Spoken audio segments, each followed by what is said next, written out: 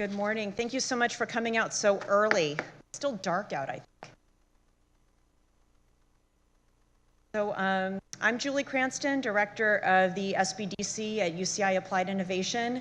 I'd like to welcome you to the Cove and to our program today, Concept to Commercialization. This workshop is presented by the SBDC in partnership with OCRA, the Orange County Regulatory Affairs Discussion Group, without whom today would absolutely not have been possible.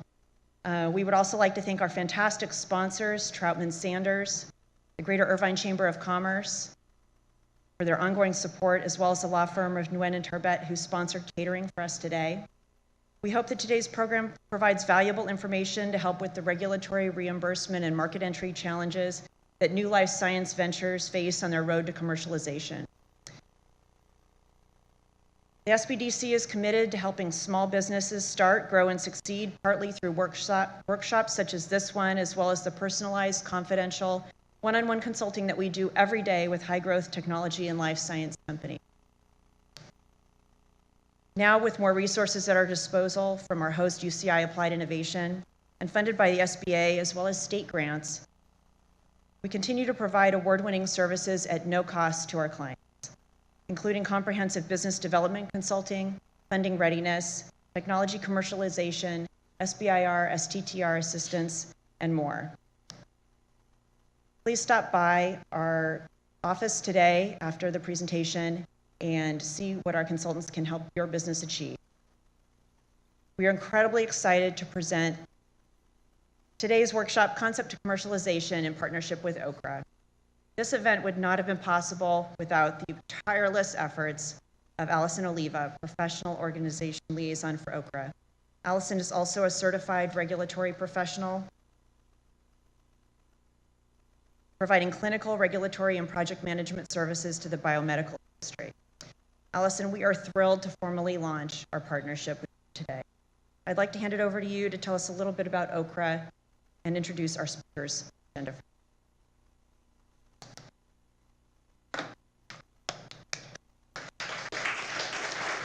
Thank you.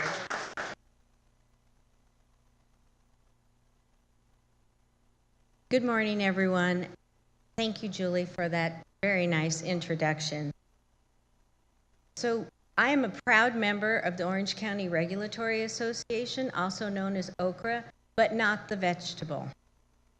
So what is an OCRA? Who are we and what do we do? We are a completely volunteer organization. We're a nonprofit. We've been in existence for over 20 years.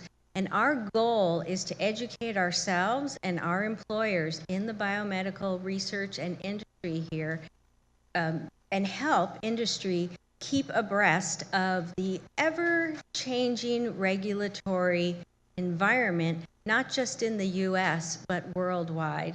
We have over 400 members in 15 states, and this is an old slide, and I think we're at more than 250 different companies. We are here today partnering with SBDC because we want to let you know that we're here as a resource. Here's what we support. We don't just support MedTech, we support across the industry. We have great partnerships with Allergan, with J&J, with Medtronic, with a few of those places you might have heard that lead the industry. So this is, again, this is a little bit older slide, but Orange County has the highest concentration of medical device manufacturers in the country, over 20%. We garner more than 25% of the total FDA approvals in the nation. And for our 500 plus square miles in Orange County, we have the 14th largest revenue in the nation. So if you're interested in product development and commercialization, you're in the right place. So how do we do that? OCRA as an association and individuals has enjoyed an extremely successful relationship with the LA District Office of FDA. And if you didn't know, they're right across the marsh. So if you need some help, they're here for you. The LA Orange County District comes to many of our meetings. We have more FDA speakers, current and former FDA staff, including today's presentation, than any other meeting I went to. The last annual meeting, we had 9 speakers, 5 current and 4 former FDAers. So if you want to hear directly from the agency about what their concerns are and how you can work with them, please come see us at Okra. We also have what we call Day at the District, where we sit down with the district, 30 or 40 of us, in an environment like this, and they talk to us about what their concerns are and their initiatives. So how did we get here? I came over to pitch to Julie and I said, listen, I understand you have about 200 plus client companies in SBDC, 30% in the life sciences, and you provide all sorts of business consulting. I have 400 experts. I won't tell you how old some of us are, but we have tens of thousands of years of experience in the industry. And it's across the industry: engineering, clinical, regulatory, quality, business, biz dev. A lot of us have worn many hats. I spoke with a marketing colleague last night that I've known from the Wayback Machine, and he told me he's developing clinical trials now. So that experience exists here in your backyard for you. Again, this is our mission at Okra. Our table is in the back corner, staffed by Kimberly Sire, our administrator. We'll have people there after the meeting, and we welcome all of you and your questions. This morning, to stay in link with our live stream constraints, we're going to go directly through the program, and here's a little overview. We are going to talk about 3 pipeline topics and how they're so intertwined, and we want you to understand how they're interconnected early on in your product development thinking and planning. Then we're going to go straight into our expert panel, which will be our speakers and representatives that are legal counsel, that have regulatory experience, as well as investment experience, and our representative from CDRH at FDA will remote in.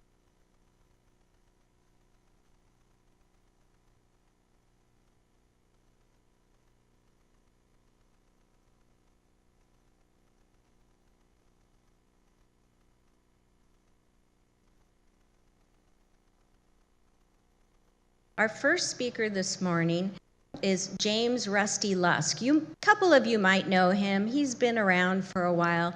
Rusty wanted me to tell you this morning that he has over 40 years of experience in the industry, holds 2 degrees, and maintains 7 professional certifications. I want to tell you about Rusty, that after serving his country in the military, he came back and got his 2nd degree, and then, armed with his newly minted diploma, went out and got a job with a little company. You might have heard of them. They're now called Edwards Life Sciences. Some few years later, Rusty has had a great successful career, is known to many of us as a highly esteemed consultant, and he's going to share with us this morning some of the same concerns that you might have as he's working to bring his new product to market. Rusty. Good morning, good morning, good morning. Okay, now I've got 3 different monitors going on up here, so I'm going to try to pay attention to what I'm saying. Also, I tend to talk really fast. So, if I'm going way ahead of the curve and you're not following this, do me a favor.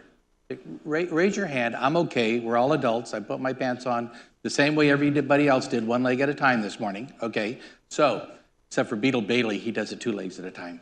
So, my background, 40 years, but this is all about me. 40 years. Co-inventor of 4 patents, okay? And the question is, how many of you have IP right now that you think you're going to take to market somewhere? Anybody? Good, good, okay. So we have this, it's wrapped around a medical device, and we have a clinical indication. We have new patent applications that should be filed around the 1st of November.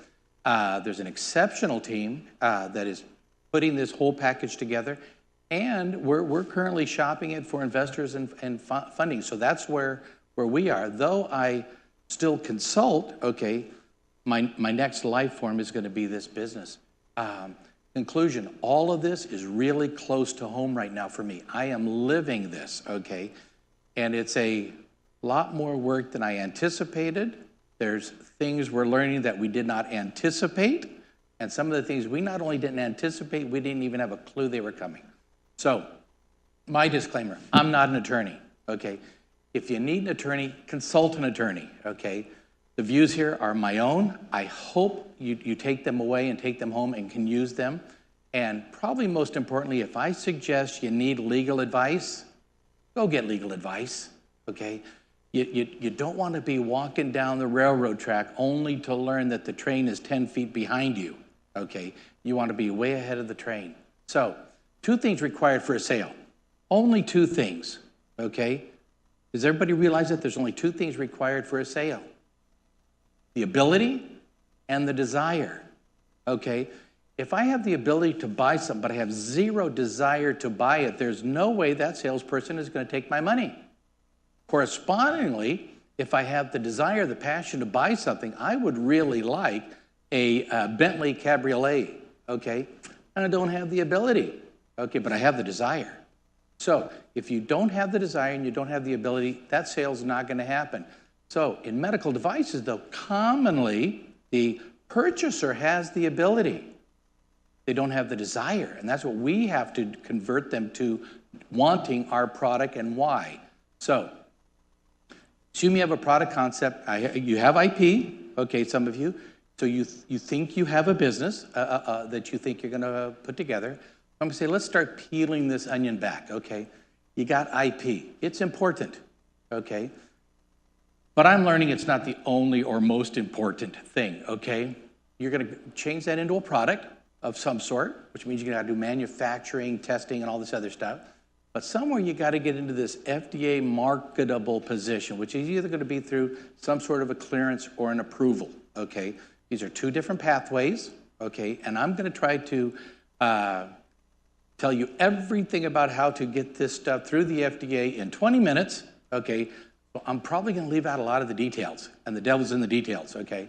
But once you've got this product sitting on the shelf, okay, and if we want to go back to the Depression, this is a good example, but you got to have some sort of value proposition to the purchaser. Why do they want to buy this thing?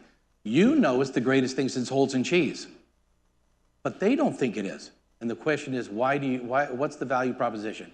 So also, how are you going to get it to them?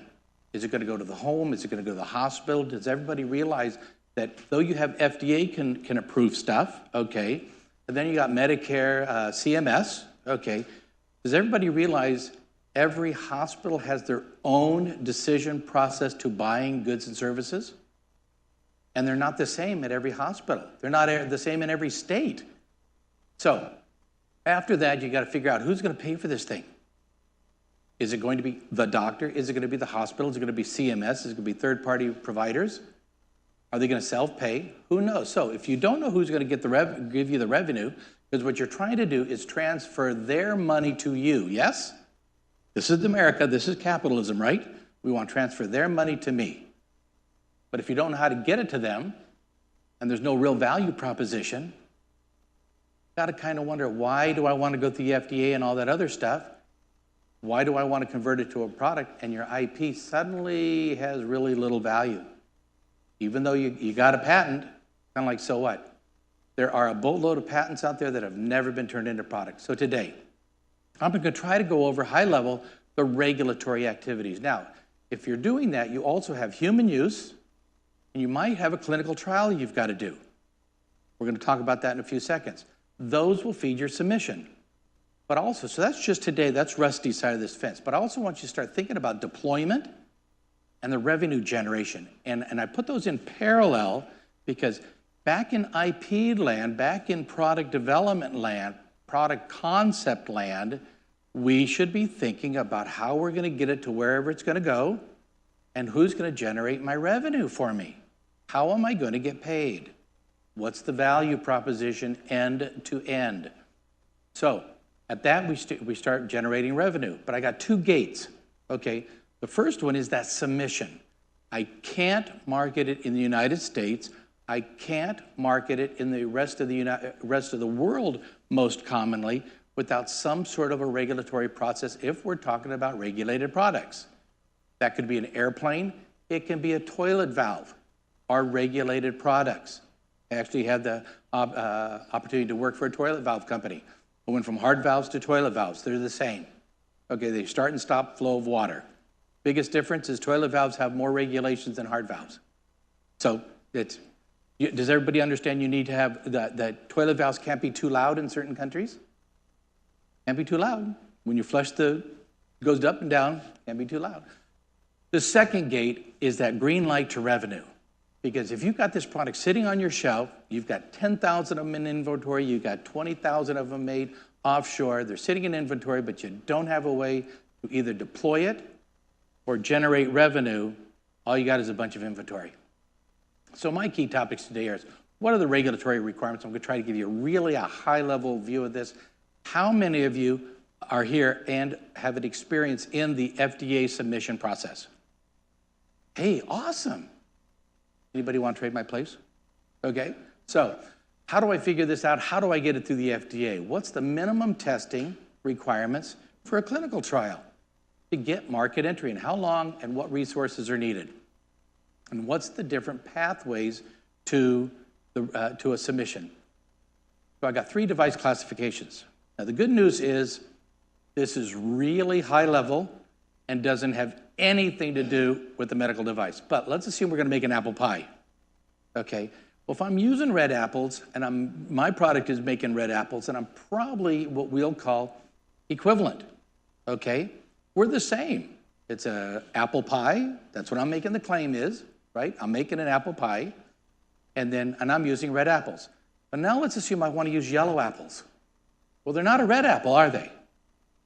But I have to prove equivalence now, and that's this whole 510K Class 2 universe. The vast majority of products are in this category. There's a boatload in Class 1, low to medium risk, okay? So if I want to use yellow apples in my apple pie, but I wanted to, is a Granny Smith yellow or red? Okay, so much, okay. What's a good red apple for, yellow, green? Good. So making an apple pie, you usually make them with green apples or red apples? Green. See, I messed this one already up, okay. But the point is, okay, some of us know that making an apple pie is better with this apple than this apple. Okay, most of the audience already knows that. Rusty doesn't do apple pies, okay. But now let's assume I'm making an apple pie, but I want to use avocados. Okay, well, now I got this Class 3 thing. Am I substantially equivalent to the taste, the feel, the flavor of this claim apple pie, and I'm using avocados? Well, maybe not, but maybe, okay? How many of us are watching the pizza crusts currently made with cauliflower? That to me rocks, okay? A little lower calorie, less starch, but the flavor, the texture, because I'm a pizza snob, okay, but we're using cauliflower. Substantially equivalent, it's not the same, okay? Now, if I throw in drugs or pharmaceuticals, I add a whole new layer of complexity to my product problem, okay? I have a whole new complexity to this apple pie model. Same thing we deal with every single day in the United States, and the rest of the world has the same kind of stuff we're doing. So how do I figure this out? One thing is you contact Okra, which is the last one on this thing, but the point is you got to find out if you have a predicate. Do you have a product that's similar to your intended use and in some cases your technology that's already out there? If you do, you submit your 510K. Lots of detail of this, and I'm not going to go through that, but if you think you're still low level or low risk and moderate risk, okay, thinking you do this de novo, which is from nothing, application, it's a very defined process, okay, and you're asking FDA to, yes, I think I'm a Class 1 or 2, do you agree? And now, if they come back and request, or you can request a meeting, and there's a defined process for that, which are options for you. The heads up with requesting a meeting is you may have unanticipated consequence. You may think you want to do 30 people, they come back and say you need to do 300. Well, that's now you have to negotiate that upwards or downwards, but in either case, you are on the hook for doing that now. The other thing is you might get a Class 3 designation from the meeting, and now you have another hurdle to get over. So the meeting, you better be very, very prepared for that. But if you don't get through these 3 things, then you're a Class 3, and you're already into that PMA process, which I'm going to say is a longer road, more dollars, and higher barrier to entry. Question, how many of you understand the Class 3 designation? You're going to throw out a number about from the time you think you have a product to the time you get it through the FDA. How many years are you planning? 3 years, 5, 10, 3. Anybody else? On a scale of 1 to 4, I think you need to talk to him. Okay? I like your answers. I'm not optimistic it's going to be 3, 4, or 5 years. Okay, I'm much closer to the 10s. By the time you get through your PMA, your clinical trials, your human use, your development, okay? In the meantime, what's happening to your IP? It's growing older, right? And you just sucked up 10 years of your 20-year IP protection. You're going to get a little extension at the end because the FDA.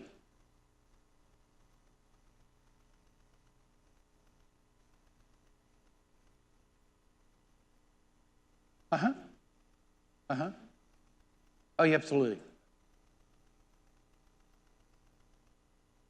Well, that's the time they get the submission and to approval. But you've got a boatload of stuff that you had to do before you got that submission. Oh, no. From submission to approval, I'll go 2 years. Anybody else? 2 years.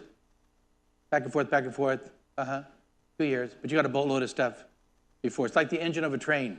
There's a boatload behind it called the up to the caboose. So your de novo application, there's 2 options here.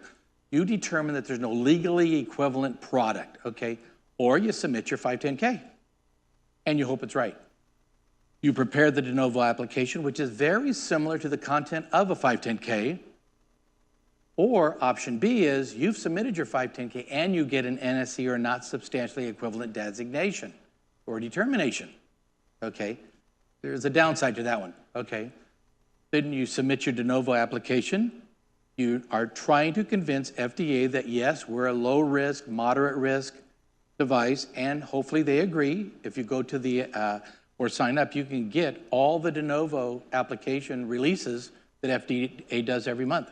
So they're doing it. That's where they really, in many respects, want us to be, because it's easier. Otherwise, you receive that NSE, and in 30 days, you have to submit the justification or your response to it. And if you don't, you're NSE and you're Class 3. And there's nothing but uphill from there. So you guys are the inventors. You're going to go to the FDA, and you're going to schedule this meeting with them. I sure hope you know its intended use, its regulatory classification, similar products or applications. They don't have to be identical, but they got to be sort of the same, and most likely the FDA pathway that you think your product is going to go through before you have the meeting.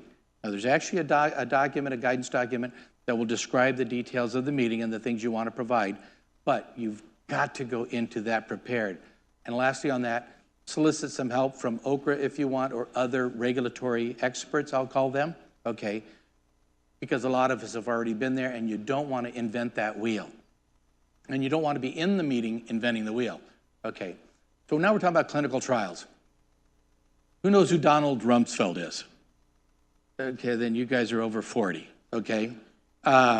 So the point is, okay, here you go. What did Donald Rumsfeld do? What was his primary title? Anybody? Secretary of Defense, right? Very good.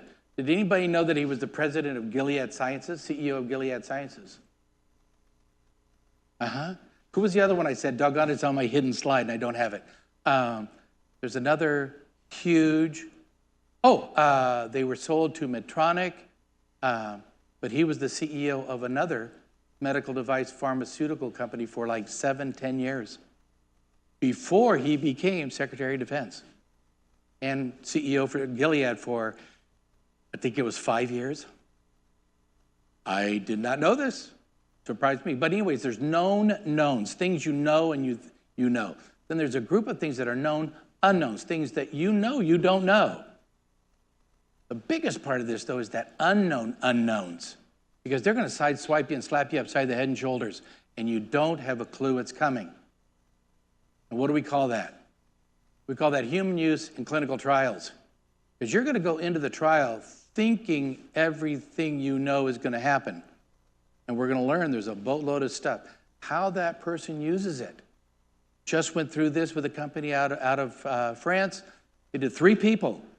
They learned so much about their human use, they didn't have a clue it was coming. But they thought everything was fine. So, minimum requirements. Well, the first question I want you to ask is a clinical trial required? Well, if you know the regulatory classification and its status, okay, you're going to be able to go online and look and see you may not have a clinical trial requirement at all. The product I'm working on, 10 years ago, we would have had to submit some human data. They changed the rules on us. We don't have to. It's all performance-based now. So answer that question early. Second, what claims are you going to make? I want to make this apple pie, but I want to use avocados. What claims are you going to make? Those claims are going to determine how many people you're going to need, what the statistics, the power, the population, the number of different sites. Do we need certain demographics? Is it a female population? Okay. Is it a pediatric population? How old is a pediatric patient in the United States? Huh? What's the age group? From when to when? By FDA. What's the upper level of a 18? 12? Who said 21? You're closest, and you're too low. 22. I don't think of our 22-year-old kids as pediatrics. Okay, but that is the range. So anyways, things to think about. Your claims will be in your submission and your labeling. So be very careful on what you say. Be very careful that your clinical trial supports your claims, because you may not have data in your clinical trial that supports your claims, and you go ahead and you put that in your labeling, in your submission to the FDA, and poof, you get slapped upside the head and shoulder and says, no, can't do. So claims will also determine your testing, your data requirements. Somewhere in this development process, you're going to talk about your skills and resources that you need to identify. This is one page of about a 4 or 6 page spreadsheet I have, okay? But I go from development all the way out to exit strategy. You're going to want to start looking at what you need to take this IP, so let's call it to exit. And there's a lot of upfront thinking you're going to have to do. So pathways to revenue, I'll call it 4. Barrier to market adoption, barrier to revenue, time to approval and clearance, and then I use kind of like an airplane runway length model. If you're doing a class 1, it's kind of a me too, same, tongue depressors, nope, they're not even scalpels are class 2. But no CMS, which is our old Medicare, okay, and you're not, there's the submission's probably not required, quality systems, so I call it the hang glider single engine approach. Now, class 2, why am I going to use my device? Keep in mind, most products are going to be this class 2, unless you're a combination, now you're into class 3 or other class 3s, but you got CMS, third party, self-payers, institutional internal review process. The hospitals have their own purchasing decision process. It'll go before a doctor board or a purchasing board, and you're way past the FDA already, and FDA doesn't care how you sell it, as long as it's legal, I guess, okay, and you're not making bad claims, but you got a 510K process, and I call that a twin engine 747, kind of the two extremes. Now we go to this class 3, because some of us started with this idea that only going to be about 3 years, right? Some of us learned that it might be closer to 10, okay? There's a lot of difference between 3 and 10 years, especially when you're trying to budget dollars to pay for those missing now 7 years that we didn't know about. Third-party institutions, capitation agreements, okay? how am I going to generate my revenue to pay for this product that is now my little baby that I'm nurturing past puberty, past juvenile, unless they're delinquent, okay, and into adulthood, and then into old age, okay, because nobody's using it. There was a, who knows what a catheter is? Pulmonary artery catheter, okay? When I started at this company around the corner, they dominated the market, standard of care. I believe it was from 2012 to the present, there's been a 65% reduction in pulmonary artery catheter usage worldwide. And the question is, what just happened? Their bread and butter, gone. Times change. So, you got a PMA process, and I call this the Space Shuttle Mars Lander, okay? It's not a 3-year process, might be even a little longer than 10, but you gotta think long-term on some of this stuff. So my other thoughts. So, plan for new knowledge, unforeseen unknowns. Things you can't anticipate, but you're gonna learn them. You have to react to them and plan to build them into your project plan. Assume delays. If you're going to have a failure, I'm going to ask you to plan to fail early, okay? Beat the product up, beat the technology up, beat up the how you generate the revenue. Go through those assumptions and beat them up so that if you're going to have to learn something, you learn it early and you fail early so you can learn early. So clinical trials, you're going to have unsuccessful results. Get ready to anticipate them, get ready to adjust to them. Clinical trial fallout, participant sites, you need 100 people. Well, 6 months before your final person drops out, now you got 99, okay? If you need 100, you may want to plan more than 100, okay? What's that translate to? Dollars. All of this translates down to dollars. So closing. We talked about the regulatory process. It's longer than we anticipated. I hope you got a new idea on revenue generation and deployment might be almost more important to Rusty. I'm the owner of the IP, well, one of the owners. I'm now learning that the IP is important, the regulatory submission is important, but I'm going to submit who's going to buy it, how I'm going to deploy it, and how I'm going to generate my revenue are really actually more important than even the IP and the regulatory submission part. That if I have to triage these decisions and where I'm going to put my intelligence, it's in these other areas. So today's summary, know your target, know that product, know where it's going to go, revenue, deployment, etc. I beat those up. Project management. How many of you are really good project managers? I got 1, 2, 3. That's my point. This is Project Management 101. Plan, execute, review, start, stop decisions, adjust, repeat.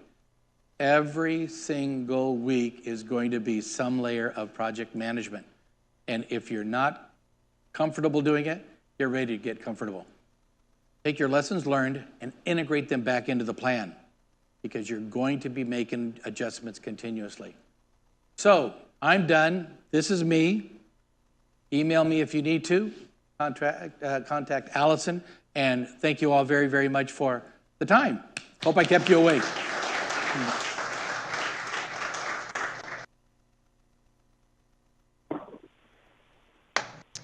Thank you, Rusty. And I'll tell you, on a risk-based assessment, I would avail myself of the pastries out front and not Rusty's genetically modified apple pie.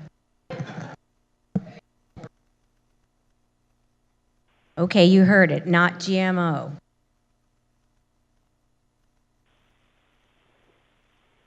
Our next speaker this morning is Dr. John Sheets, and John is remoting in from the East Coast today. He wanted to come out, but there was this little thing called climate change that affected his location. I met John 2 years ago at an Okra annual meeting, and he and his co-presenter stood up and told all of us what was going on inside that Washington, D.C. beltway, which was invaluable information for this biomedical tech hub here in Orange County to hear straight from the horse's mouth. John comes to us with a background in academia, in industry, and a recent tenure with the agency. And he's going to speak to us this morning about that value proposition. Before you start spending a lot of money in product development, who's going to pay for it? How are you going to get reimbursed? And to think about those options that you have early on in your process. John, do you want to take it away now? Thanks very much, and I apologize for not being there live. Actually, the reason I'm not there is I was also going to go down and see my daughter at UCSD, and she told me she didn't have time to see me. So after that, the family affront, I'm calling in. Can everyone hear me okay? Hello? Yes, John, we can hear you just fine. Thank you. Okay, great.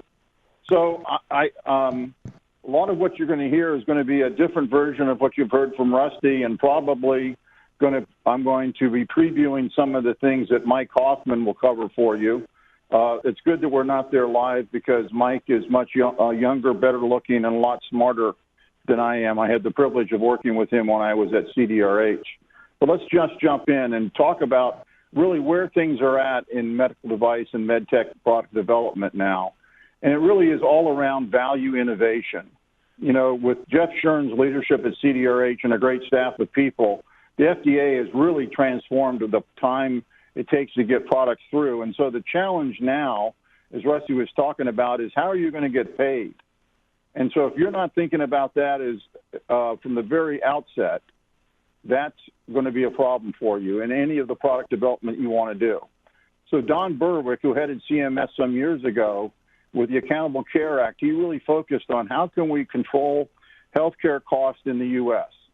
And it was on the focus on what is called value, where value means better clinical outcomes divided by the cost of care, not the cost of your product, but the cost of care. And we'll talk about that in just a minute. That really is transforming all phases of healthcare. Major hospitals are doing whatever they can to bring down their cost of care. That means minimal time in the OR, fastest rehab they can do to get the patient back to work, back on their feet, you know, really scrutinizing their product costs, their care costs. Everything is being looked at. What it also means is, and Rusty talked about clinical studies, data is the product is the data. You have to have data to prove the value of your product. And that means that in your clinical studies that you may conduct, you're going to do double duty with those, where you're being asked to produce data to show the safety and effectiveness of the product. You're also going to piggyback on and produce this cost-effectiveness data. So you, as Rusty said, start with the end in mind. Now, those of us who went through the initial parts of putting total quality management in place in healthcare, we had waves of different parts of that. All of these are in Design for Six Sigma, Design for Manufacturability, Design for Environment, Design for Users. Well, now it's Design for Value. This is a big jump of faith. You have to be willing to do this. And you have to say, what data is going to show value? What are the endpoints that are going to be meaningful? And so, as Rusty was saying, in managing a project, most of us don't have expertise in all of these areas. So just as we have to reach out to our OKRA experts to figure out how to expedite things through the agency, we also have to talk to the people that know how to get the best data and reimbursement data from one study. So during the 90s, and I was running R&D at Alcon Laboratories, my clinical team was used to seeing one thing. I would hold up one finger and know it wasn't the middle finger. It was my pointer, and I would say one study to show safety and effectiveness, one study to show the clinical value of the products. Now, this is not unique to anybody, myself or anybody, in doing this. Our friends up at Stanford, who were the great innovators with their biodesign program, one of the additional chapters that was put in the second edition of their book is a chapter that talks about design for value. exactly this issue. So those of you who are unfamiliar with this text, I highly recommend it. And you look at those authors. Paul Yock just received an award from the Biomedical Engineering Society for his great contributions. Josh Mackauer, who has been a serial entrepreneur, is a partner at NEA, one of the largest venture firms in the country, as well as being on the faculty at Stanford. He received an award over this past weekend. These are really gifted people with long histories of innovation, and there's just gems in this books about what we can learn from how they do this. The rest of the faculty, they're similarly gifted. Jay Watkins was the head of the guidance group called Compass that did a lot of the great innovations that Guidance knows, where Tom Britton has been the CEO of a number of successful startups. So I highly recommend this book. If you're familiar with it, it's a big deal. I practice what I preach. When I was head of corporate research at Boston Scientific, this is one of the things that we did. We brought this methodology, and I'll talk about it a little bit more, into how we did innovation at Boston Scientific. And if you look at what's happened in the stock price in the last 10 years, you'll see the benefits of that. Now, when I went to the agency and I knew what was going on in the startup world in medtech, and it was not that, FDA was doing a great job of reducing time to approval, but this reimbursement was still dogging it. So I talked to my friend Janet Trunza, who's the head of R&D at AdvaMed, and she went out and commissioned Deloitte to work with them to create this white paper. And those of you who haven't seen it, I highly recommend it. There's 2 white papers that you can download from their website. One is about medtech, and the other one is about diagnostics. This is the medical device one that talks about one thing. How do you do clinical studies to get value endpoints to help you get reimbursement for your products? So these are the 4 categories of value.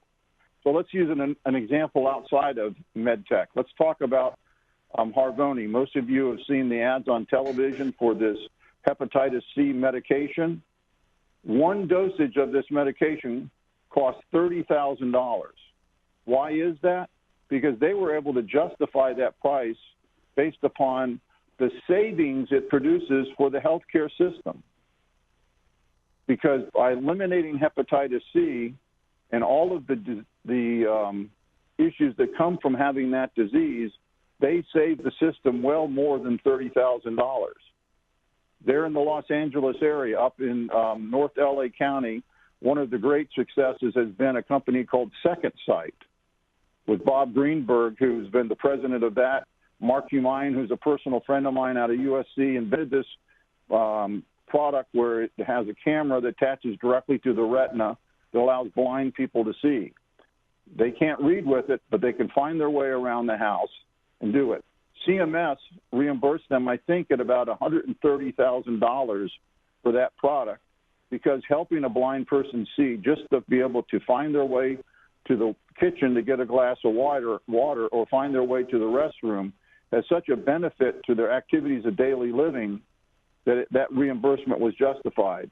That's where you look for all of these different categories of how you're going to get paid. Now, this is from a presentation that Jeff did back in the spring up at a Mass Medic meeting. I'm sure Mike's got more updated slides, and they'll use some of the same material. But FDA, and this goes back to the presentation I did a few years ago, 21st Century Cures is breakthrough to try to really move products along. Jeff has pioneered saying, we want to bring access of innovative products to the American public. And there's a lot of all of these things here, like central IRBs, where you have to do it once. That's a time saver and a cost saver. Recognition of global standards. All of these things are recognitions of ways to help get products to the market faster. And this modification to classification panels, lots of products are getting down classified, so you don't have to go to the agency. So all of those things are good. In addition, we have what's called MDUFA, where industry pays for getting things reviewed. That funds additional staff. Well, because of that, the performance of the agency and the center is reviewed on a quarterly basis. You can see that the time frames for review are going down. So the performance is there. Lots of changing things with the vision of what Jeff has put forward. Bill Maisel, who was my boss at the agency. These are very intelligent, gifted, and driven leaders that are really doing a wonderful job of bringing things forward. Moreover, as you see on the bottom there, NEST and MDIC, these are collaborations with industry to try to make this work even better. And so the gentleman that was heading MDIC was a fellow there from Orange County, a good friend of mine, Bill Murray, who's an experienced med tech guy. He was a leader for that. He's gone on to some other things now, but that's where they're taking advantage of leadership in the startup world, in the med tech and big companies to come in and help expedite getting reviews done. A lot of this parallel review, other opportunities with this to bring in new pathways to bring products to market. Early feasibility studies. Everybody was, clinicians, or a very vocal group in all of this, they were tired of seeing early feasibility studies going offshore. So the agency is trying to expedite ways of getting that done and expediting the review to be able to get those done in the United States to make sure that the U.S. stays at the forefront of being the innovators in medical devices. So these are important aspects of what's going on within the center day after day. And the organizations I've worked with, we've encouraged that we do this to find out. Going back to one of the things Rusty said, if you're going to fail early and fail cheaply, and I'll show you a slide in a few minutes on that.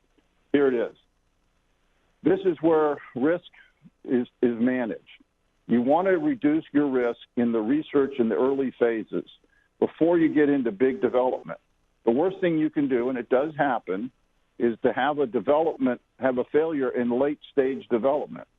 You know, when you hear of the pharma world where somebody has a drug fall out in its second phase 3 study, that's a disaster, because now you're 60 or 70 million dollars in and you have a failure. You want to fail early, fail cheaply. That's the purpose of research before you get it under design control. So you want to find ways of trying to make that happen as well as you can. Biodesign, I mentioned this process. This is the Stanford process that goes forward, and it aligns well, as you can see here, with what are the process steps in design control. But on the far left there, customer immersion drives the need statements. This is the pivotal thing about what biodesign is based upon. It's based upon having empathic design and understanding what the customer needs are. I don't know, since I can't see all of you, I hope that most of you have heard of the concept called design thinking. If you haven't heard of this concept, I highly recommend, it'll take you 15 minutes, go on YouTube tonight, type in 60 minutes David Kelly. David Kelly is one of the pioneers of design thinking. He was the founder of IDEO, and this is a 60 minutes interview. It's probably about 2.5 years old now, that talks about this. He was the gentleman that went to Stanford's med school, Paul Yock and those guys, and said, I want to teach you how IDEO has done design. They founded the program in 2000. Here we are 18 years later. They've had 80 successful startups come out of that.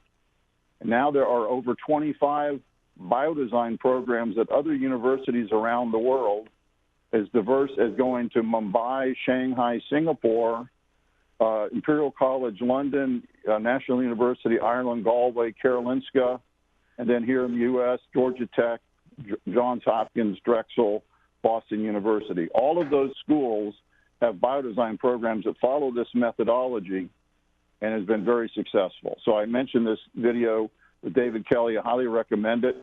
If you don't think it applies to your business, take a look at these other authors. Roger Martin formerly was the dean at the Rotman School of Management up in Toronto. John Maida was formerly the head of the MIT Media Lab. Then he went to the Rhode Island School of Design, where he was president. He was then named the chief design officer for Kleiner Perkins Caulfield Byers, the world's largest venture capital firm. That's how important they thought design was, and now he's running his own startup. Design thinking is the way of the future. It takes advantage of diverse points of view and helps solve all the problems that we know we're going to run into.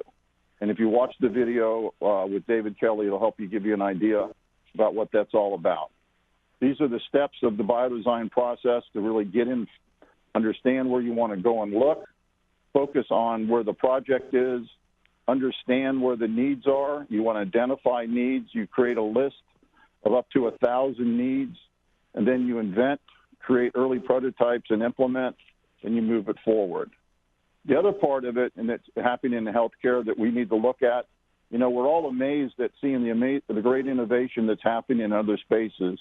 Uber, Airbnb, you name it. This is a presentation from a group called the Doblin Group that then was later acquired by Deloitte. We think about innovation happening with products. That's a big deal. There's a lot of innovation happening. We think about now, there was just announced that Apple has a collaboration with Zimmer to use the Apple Watch to track the rehab for total joint replacement surgery.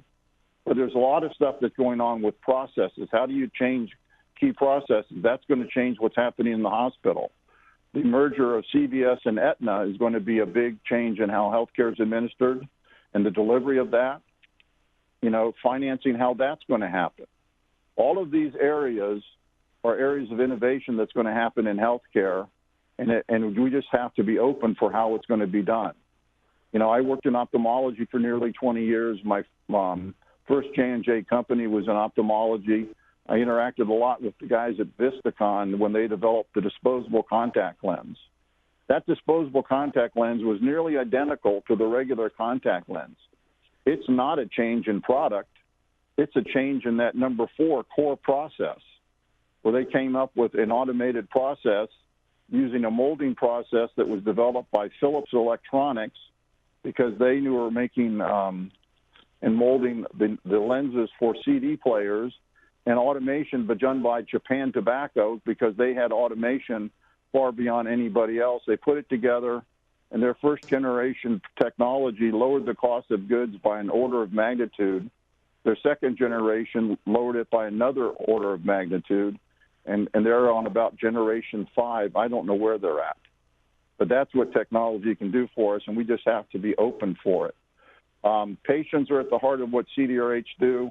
One of the things that I hope that all of you do when you interact with the agency is you respect the men and women that work there.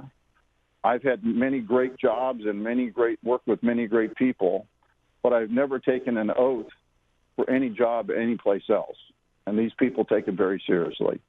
I talked about the NEST. This is the national system to work together on post-out market surveillance and what that's going to be doing.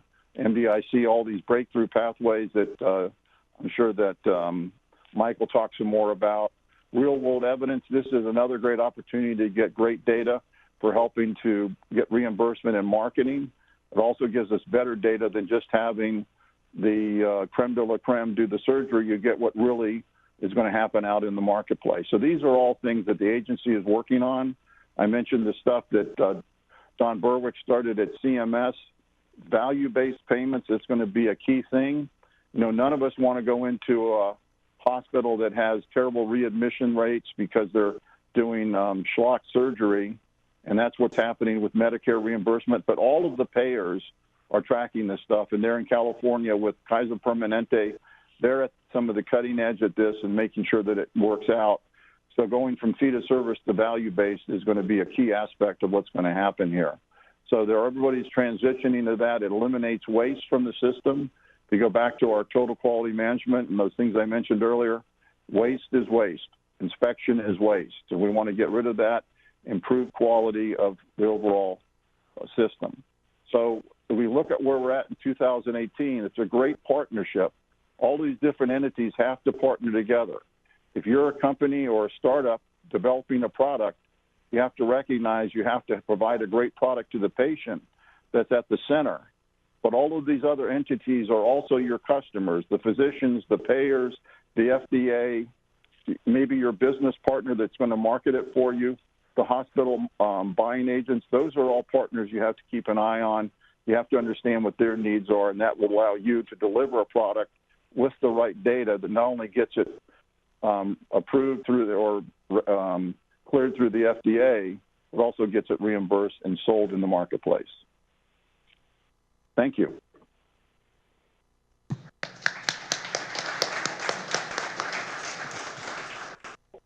John, this is Allison. I want to thank you again so much for taking time out of your day to present here and help our audience understand how open the FDA is to invention and entrepreneurs. And we promise to invite you back out when we have our next Santa Ana condition and 90-degree weather in November.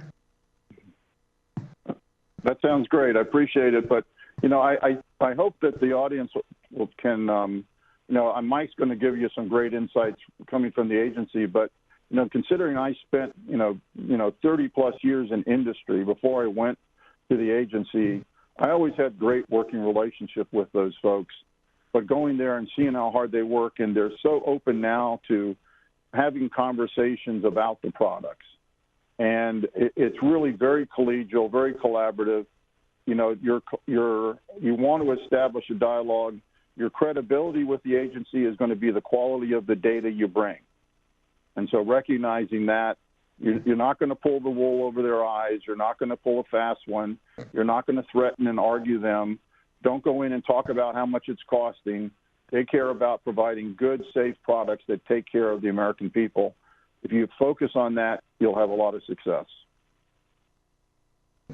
I can't agree more with you. Thank you so much.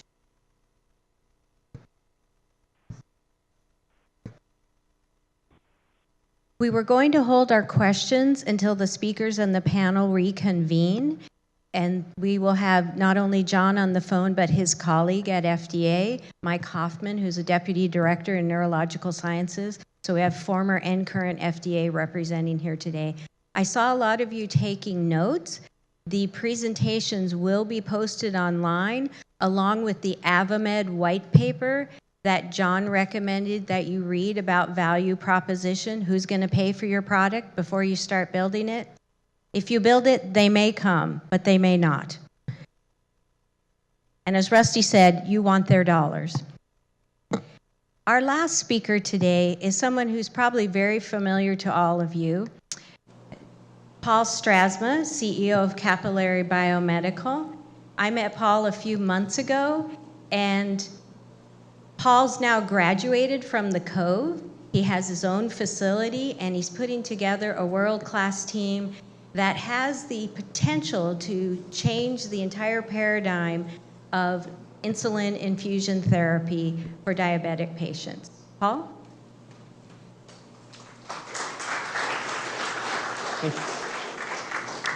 Thank you, Allison.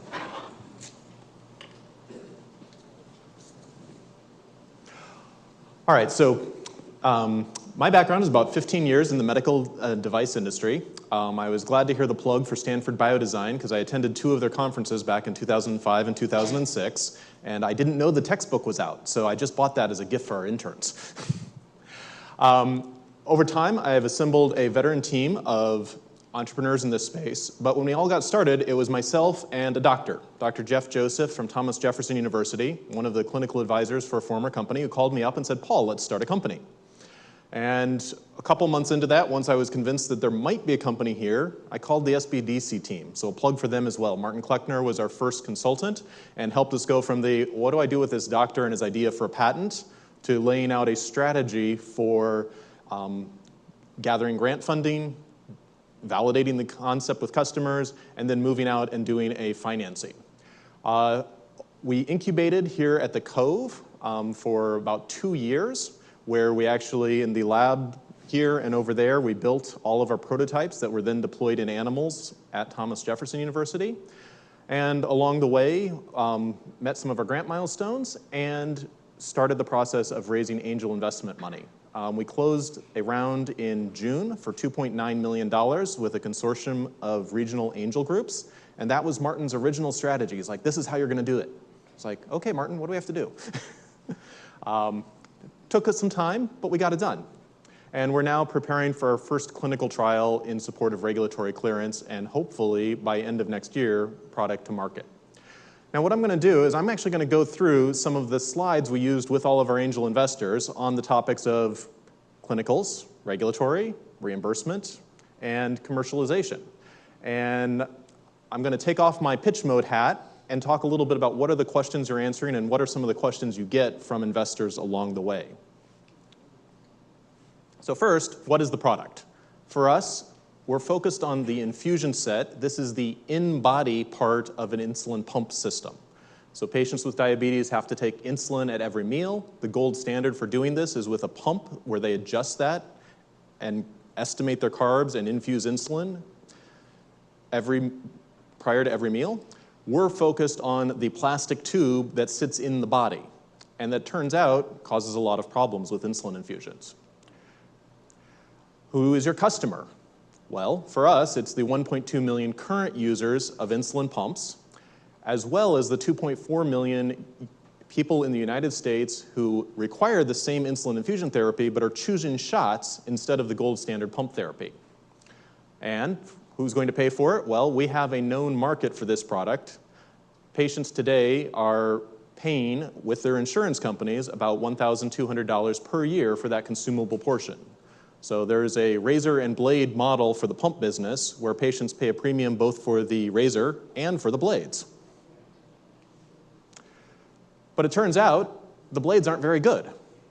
In fact, research studies have shown about 15% of them fail on the first day of use, and by the third day of use, when all of the clinical recommendations and the FDA's approved labeling says change out your set, about a quarter of these have failed.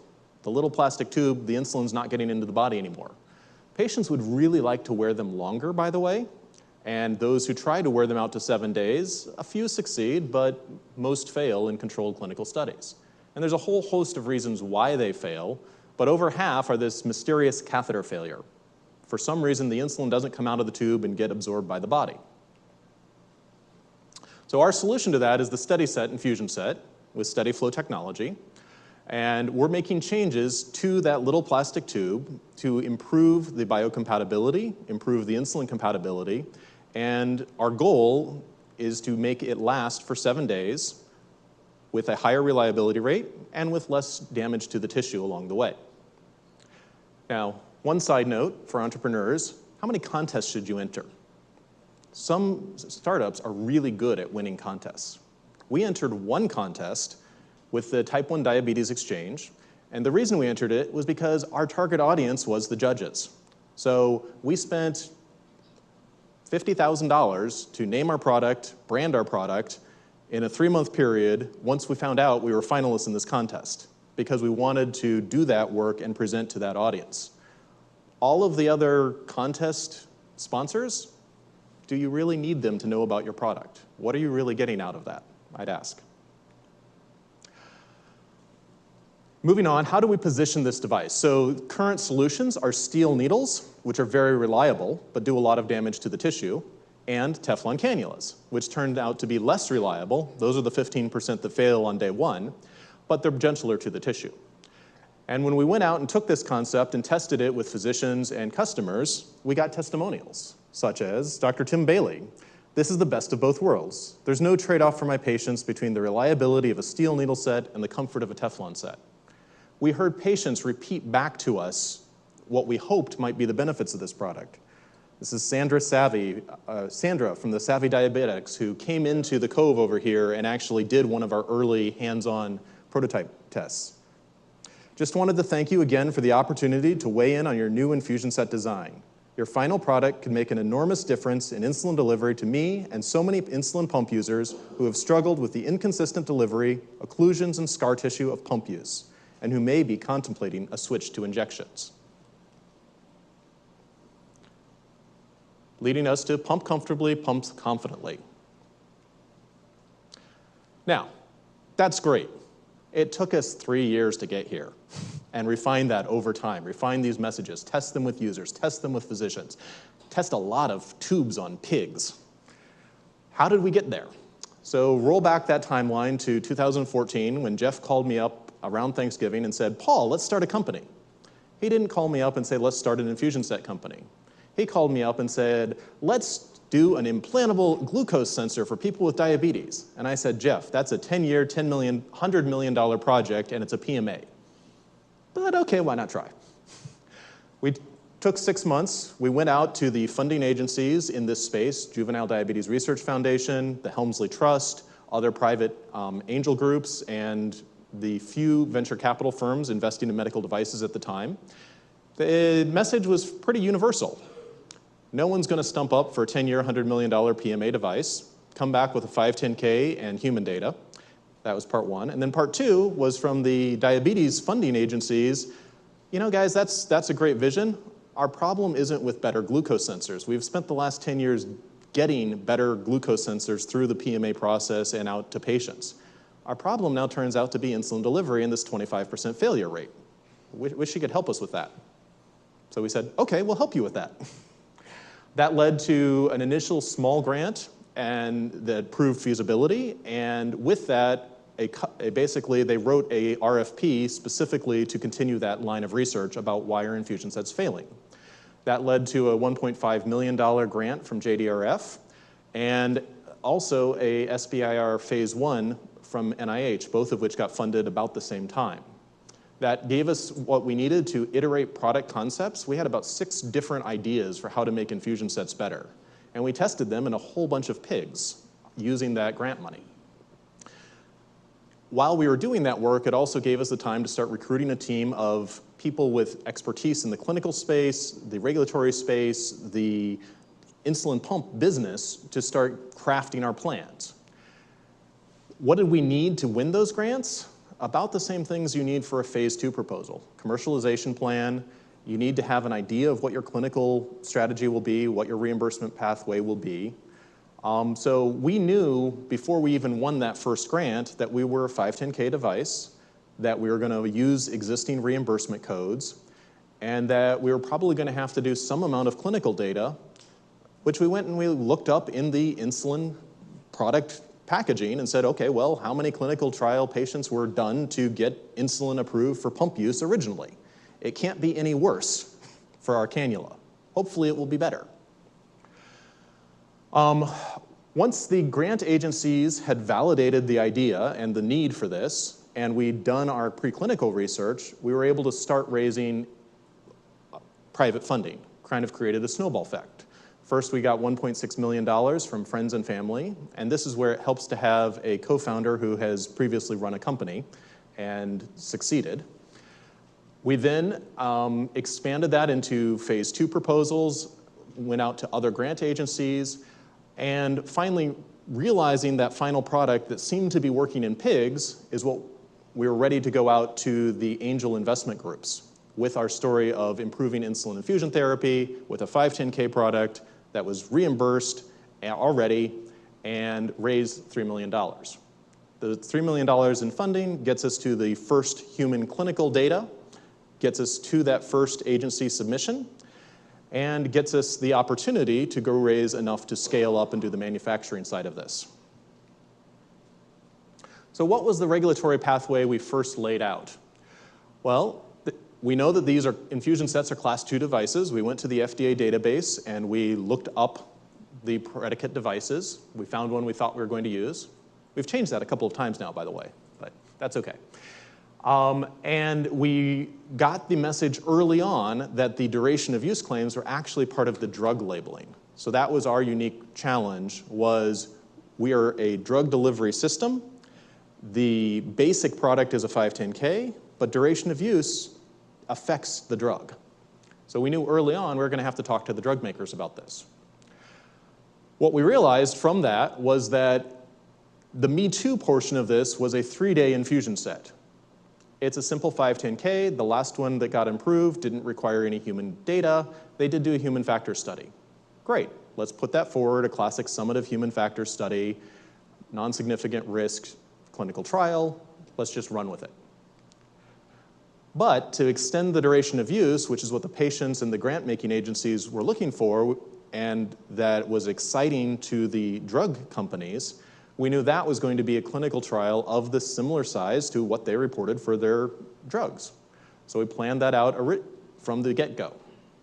And to date, this strategy has held. The specifics keep changing, but the overall 2-phase approach still works. Now let's move to reimbursement. Oh, actually, before I move on, I promised to tell you some of the questions. So one of the things about the angel investment process is you have a wide range of individuals, all of whom have completely and utterly different experience and may know a lot or a little about what you're doing. We got questions ranging from what's the FDA, what's a 510K, to how have you validated your patient sample size in your clinical trial, to a former deputy director of the agency asking for specific names of individuals who had reviewed our pre-submission. And it's a whole range. And you just have to be able to respond to any type of question that may come your way and have materials that speak to the whole range of questions. Similarly, moving on to reimbursement. This is where fundamentally who's going to pay for your product, that's one thing that all angel investors understand. If there is not a transaction, there is not a business here. The challenge you run into with a medical device is reimbursement is really complicated. It has codes and has all this jargon. So finding a way to talk about your product and make it clear and simple, who's going to pay for your device, what is the transaction that occurs, is what you need to do to answer the question, what's your business model? For us, it boiled down to, we are manufacturing plastic tubes, which are infusion sets. We are selling them to distribution companies that patients are currently placing orders with. Some of them are owned by pump companies, some of them are independent, but these distribution companies all process the insurance claims for the patient.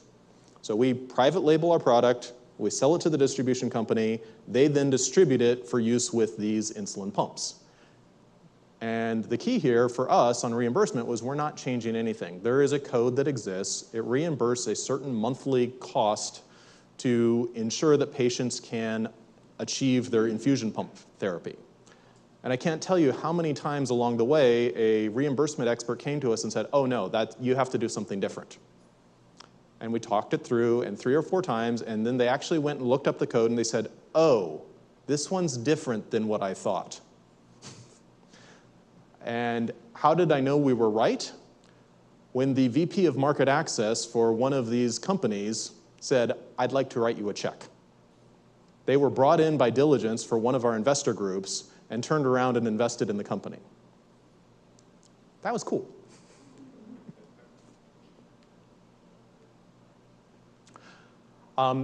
So things that we think that we need to be successful in this channel: non-exclusive agreement with pump manufacturers. We have a case where there's one gorilla that dominates the channel, and then there's 2 challengers, one in Europe and one in the United States, trying to grow.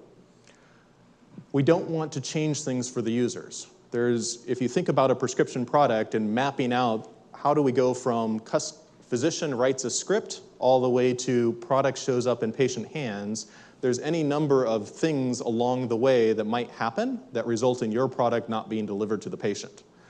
So our strategy is change as few things as possible. Starting with reimbursement processing. One more anecdote on reimbursement.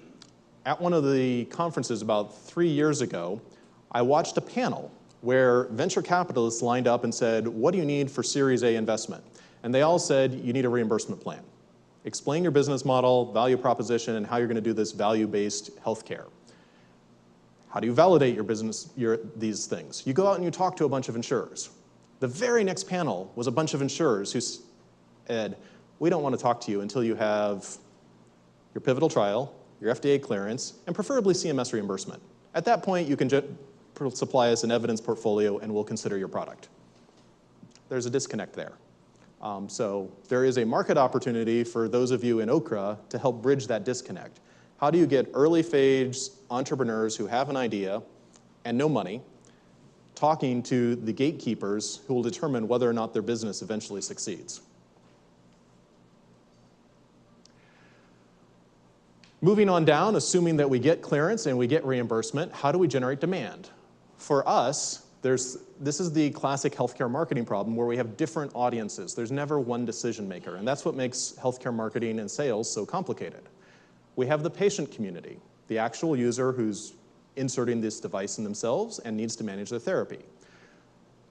They have a strong online presence, they find peer groups, and thankfully for us in this space, they're very strong advocacy groups, some of whom are grant makers. So having JDRF funding us gives us that instant credibility and the ability to reach out. We've now actually also gone out before we have even our first clinical trials done, and we have gone to the Children with Diabetes annual conference, and we've done focus groups there.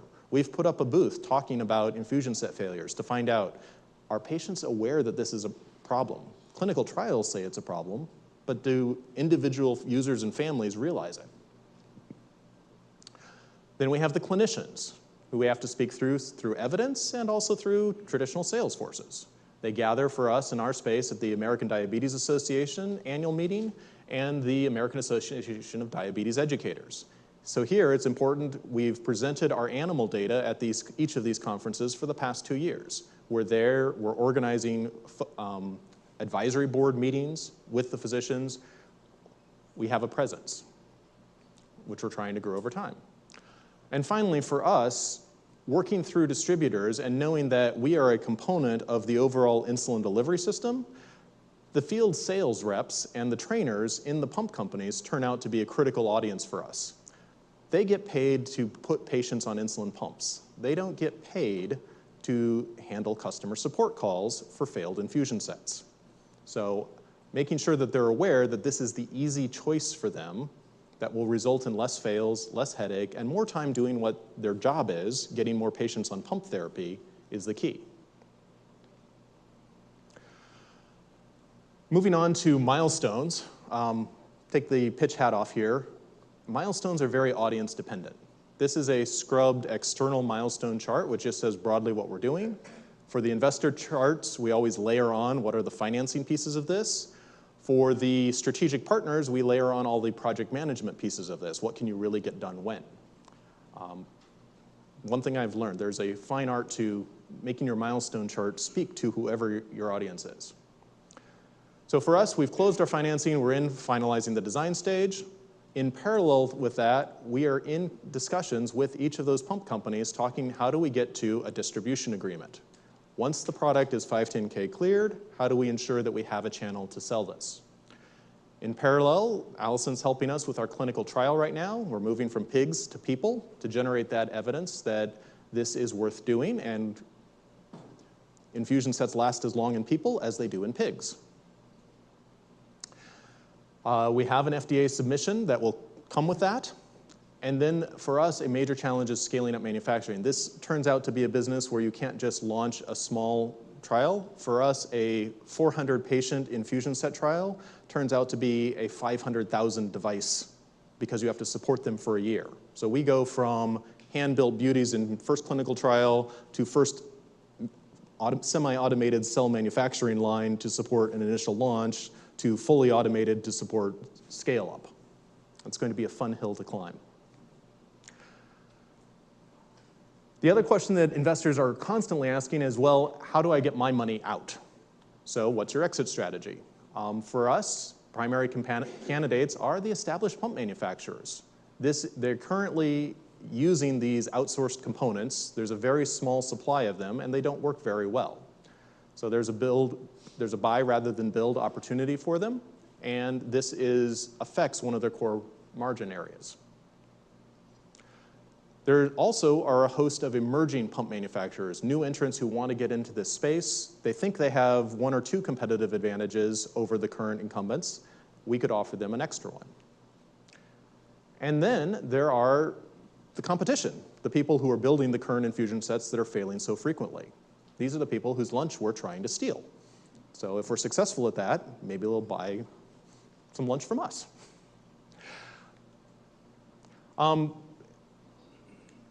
One comment here, when should you be talking to these folks? The NIH SBIR process is very good at talking about, you should have some letter of supports.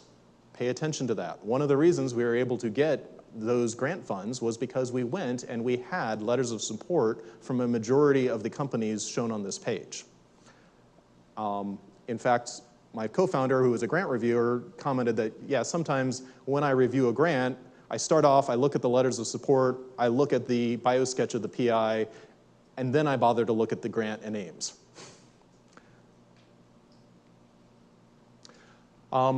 It's also important to have additional options. So I mentioned the drug manufacturers. We knew early on that we had to talk to them about labeling since we were affecting their drug claims. So that has uncovered what their interest in us in. Moving to the point where we actually have some agreements in place validates that this can be done, and was very helpful during the investment process. There's other diabetes technology companies in the space who have sales forces who are calling on all of these doctors' offices and are part of the overall diabetes management solution. You shouldn't forget that some of them might want to increase their share of wallet and move into a space like this. And then, in addition to those who are currently in the infusion set space, there's a whole host of other general catheter manufacturers out there for whom this is a $1.2 billion opportunity to use their expertise and move into supplying additional product. So it's important to think outside that box of where might this go? And with that, I will wrap up and we can, one last thing. Testimonials are important, so I'm going to read you a couple of quotes from those potential strategic partners. And again, this gets back to what turns the dime for investors? Well, when you have potential acquirers who give you quotes like this, it lights things up. You have 3 great nuggets: non-kinking, less inflammation, spiral insertion with broad port separation. All 3 together would be quite impressive. This was the VP of R&D and Business Development for the category leader in insulin pumps. And then from the Chief Technology Officer of one of the emerging pump companies, we'd like to be your first customer, preferably your only customer. With that, thank you.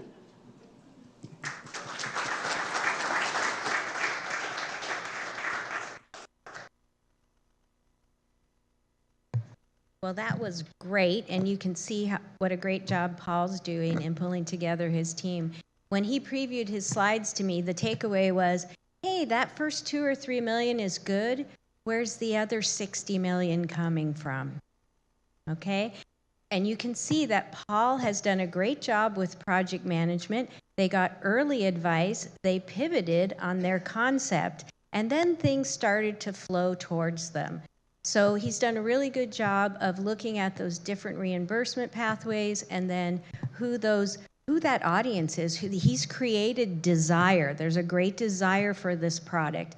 And so I wish him well.